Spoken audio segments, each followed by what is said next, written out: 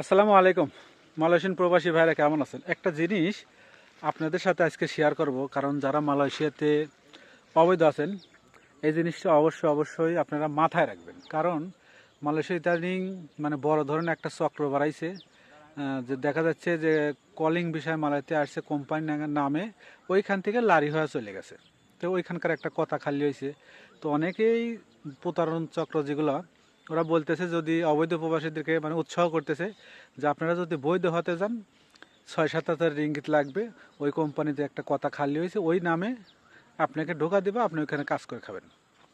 তো এরকম প্রতারক চক্র ভাই বহুত বাড়াইছে। লাস্টে দেখা যাবে যে আপনি এভাবে যদি ওরা কি করে জানেন, অনলাইন হ্যাক করে ওই সমস্ত কিছু ডকুমেন্ট চেঞ্জ করে আপনার সব কিছু সেটিং করে দিয়ে কাজ করে।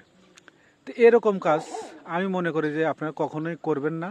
কারণ যারা জানেন বা আমার এই ভিডিওটা দেখার পরে যারা প্রতারণা করতেছে বা এরকম কথা বলতেছে তাদের কাছ থেকে সব সময় দূরে থাকবেন। এরকম বহুত মানুষ অলরেডি কিন্তু প্রতারণা হচ্ছে।